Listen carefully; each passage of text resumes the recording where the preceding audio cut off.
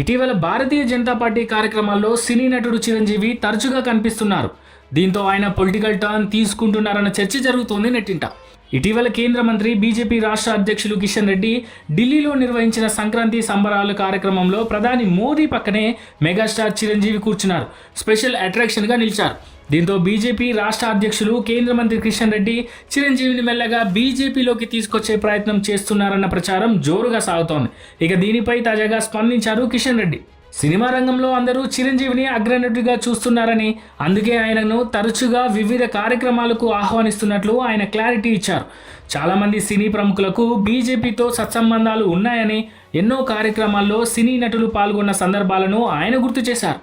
ఎంతోమంది నటులు ఎంపీలుగా, ఎమ్మెల్యేలుగా బీజేపీ నుంచి పోటీ చేశారని కిషన్ రెడ్డి స్పష్టం చేశారు. అయితే మెగాస్టార్ చిరంజీవి బీజేపీలోకి వస్తారా అన్న ప్రశ్నకు మాత్రం కిషన్ రెడ్డి సమాధానం దాటవేశారు. తెలుగు సినీ నటుల్లో ఎంతోమంది ప్రభుత్వ అభివృద్ధి కార్యక్రమాలు, వివిధ సాంస్కృతిక కార్యక్రమాలకు హాజరయ్యారని కిషన్ రెడ్డి తెలిపారు. మెగాస్టార్ చిరంజీవిని కూడా అగ్రనటుడు కాబట్టి పలు కార్యక్రమాలకు ఆహ్వానిస్తున్నామని కిషన్ రెడ్డి చెప్పారు. ఇతర నటులు ఎవరైనా కార్యక్రమాలకు వస్తామని చెబితే తప్పకుండా వారిని ఆహ్వానిస్తామన్నారు.